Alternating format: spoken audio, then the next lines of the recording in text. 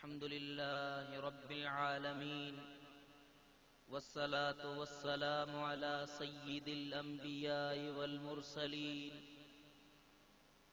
नबिय्यिना व हबीबिना व तबीबिना व मुर्शिदिना व मलजाना व मलादिना मुहम्मदिन व आलिहि व अस्हाबिहि इला यौमिद्दीन। अम्मा बाद फ़अऊज़ु बिल्लाहि मिनश शैतानिर लईनिर रजीम। बिस्मिल्लाहिर रहमानिर रहीम। कुल ला अस्अलुकुम अलैहि अजरन इल्लल मवद्दत फिल क़ुरबा। सदक़ल्लाहु मौलानल अलीयुल अज़ीम। मुझे मुर्शिदन जो शेर आ, ओ जाने जाना, चो न सुभान अल्लाह। ओ जाने जाना, ओ शाहे शाहा, जगन में तुझो जवाब नाहे। इन्हें सुभान अल्लाह दे तकरीर बुधंदो। ओ जाने जाना, ओ शाहे शाहा, जगन में तुझो जवाब नाहे। हसीन चेहरो ऐं लाल लबड़ा, इहे गुलन में गुलाब नाहे। मिठा मिठा तू माही मली हो आही, सखा में सिज खां सजी हो आही। सवाली खाली छड़ियो हुजे तो, इहे लिखियो कंहिं किताब नाहे। बाद हमदो सला नाते मुस्तफ़ा। मुझा प्यारा दोस्तो बुजुर्गो ऐं भाइरो, अल्लाह रब्बुल इज़्ज़त शल असां सभिनी के हिदायत नसीब फरमाए, ईमान असां रहाए, वरी शल ईमान असां लॾाए। दोस्ताने मोहतरम, अज असां अल्लाह जे कामिल वलीअ जे आस्ताने ते आया आहियूं। चओ न सुभान अल्लाह। अल्लाह जे प्यारनि जे आस्ताने ते आया आहियूं। अल्लाह करीम शल पंहिंजे प्यारनि जे सदके असांजी बख्शिश फरमाए। दोस्ताने मोहतरम, हिन फ़कीर कुरान मजीद फुरकान हमीद जी हिक आयत तिलावत कई, जंहिंमें अल्लाह रब्बुल इज़्ज़त पंहिंजे महबूब के कुछ फरमायो आहे। कंहिंखे फरमायो आहे? पंहिंजे हबीब के फरमायो आहे। मदीने वारे मीर सां अल्लाह मुखातब थियो। जेॾी महिल अल्लाह पंहिंजे हबीब सां मुखातब थियो, पोइ उन हबीब के फरमायई, हाणे हिन गुलामनि खे तूं चओ, मुंहिंजो कलाम तूं ॿुधा, लफ़्ज़ मुंहिंजा, कलाम मुंहिंजो, ॻाल्हि मुंहिंजी, अखर मुंहिंजा, मुंहिंजो फरमान हिन गुलामनि ताईं मोहम्मद अरबी तूं पहुचा। सुभान अल्लाह। ॿुधंदो अवां? अल्लाह रब्बुल इज़्ज़त फरमायो, ऐं मुंहिंजा हबीब तूं चओ पंहिंजे गुलामनि खे, ओ उन्हनि गुलामनि खे जिन गुलामनि जे मथां तो एहसान कया। जहन्नम जो ईंधन हुया, उनखे जहन्नम मां कढी जन्नत जो राही बनायई। जहन्नम जो ॿारण हुया, उनखे जहन्नम मां कढी जन्नत जा महल तो अता कया। जेके कल्ह ताईं बुतन जे अॻियां झुकियल हुया, बुतन खां वठी बुतन जे झुकण वारी जॻह खां उथारे अल्लाह जे दर मस्जिद जे में सजदे वारो सिर तो उन्हनि खे अता फरमायो। उन्हनि गुलामनि सां मुखातब थी। ओ मुंहिंजा हबीब, उहे गुलाम जेके तुंहिंजा आहिनि। कंहिंजा? तुंहिंजा आहिनि, ॿिए कंहिंजी न। जेके मुहम्मद के पंहिंजो नथा मञनि, उन्हनि खे न। जेके हबीब के पाण खां परे था समझनि, महबूब सां मुहब्बत नथा रखनि, महबूब सां उल्फत नथा रखनि, जेके महबूब के पाण जहिड़ो था चवनि, जेके महबूब के पाण परे था समझनि, महबूब के माज़अल्लाह घटि वधि था ॻाल्हाइनि, महबूब उन्हनि सां मुखातब न थी, तूं गुलामनि सां मुखातब थी।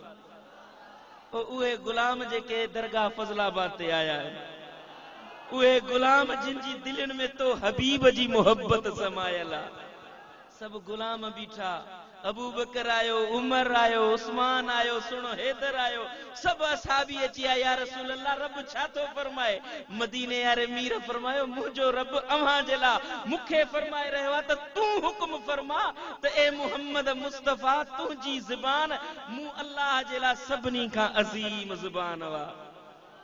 ॿियो को ॻाल्हि करे, हाँ ईसा मूसा अल्लाह जा नबी हुया उहे गाल कना मुंजा महबूब कराए सघियस पे पर हबीबा तोखा गाल तो चवराया ता त मानुन के खबर पवे तो महबूब जड़ो को मटाई मिसाल कोने को तो हबीब जड़ो को कोने को तो लबीब जड़ो तो महबूब जड़ो हसीन तो महबूब जड़ो रऊफ ऐं रहीम को कोने को तुझे शान जड़ो केंजो शान नाए को तो हबीब जड़ो दुनिया में को आयो नहीं तो न जायो न जमंदो मुझा महबूब हान तू पंजे गुलामन के मुझो हुक्म फरमा सुभान अल्लाह कोई मिसल नी ढोलण दी सुभान अल्लाह सिया हाणे थदो क्यों आवांगे हाण अचे थदा थे आयो कोई मिसल नी ढोलण दी चुप कर मेरे अली इथे जा नहीं बोलण दी दसंगल की खजीने दी यारो दसंगल की खजीने दी सारा जग खांदा है खैरात मदीने दी सारा जग खांदा है खैरात मदीने दी अज साडी भी ईद होवे करमी फकीरन जिला अज साडी भी ईद होवे अगे अगे कमली वाला नाल साडा पीर होवे अगे अगे कमली वाला नाल साडा पीर होवे ओ मुझा हबीब तू पंजे गुलामन के बुधा त ए गुलामो ए मू मुहम्मद सा मोहब्बत रखण वारो मुझो रब अवां के फरमाए रहियो आ त मू मुहम्मद अवां जे मथा वडा थोरा कया वडा एहसान कया घणा वड़ कया पर ओ गुलामो बुधो हिन एहसानन जे बदले कुछ नथो तलबिया तहां मुझे अहले बेतन सा मोहब्बत रखजो मुझे को दीन सेखारियो जेका अवां जे मथा खिदमत कई उन्हें जो को अजुर अवां का न तो तलबिया तो त पंजे अहल बेतन जी मोहब्बत तो तलबिया सुभान अल्लाह जे मुझे अहल बेतन जी मोहब्बत रखंदो जे मुझे अहल बेतन जी मुझे बचड़न जी मुझे घराने जी मोहब्बत रखंदो इन्हें मोहब्बत ठली मोहब्बत कुछ न मिलंदो पर हिन मोहब्बत रखण सा ताके दीन त सेखारियम उहो एहसान जुदा पर पंहिंजे बच्चन जी मोहब्बत थो तलबिया इने मोहब्बत जे सदके ताके गारंटी तो ॾियां त अल्लाह जन्नत अता कंदो ताजी दिलुन मां नफ़रतूं ताजी दिलुन मां जेको कीनो आ उन के कढी पाक साफ कंदो जेको मुझे घराने सा मोहब्बत रखंदो अल्लाह भी उन सा मोहब्बत रखंदो पर जेकने मुझा बचड़ा मौजूद न हुजन मुझो घरानो मौजूद न हुजे अली जो जिक्र कंदा वञो हैदरे करार जूं गालियूं गाईंदा वञो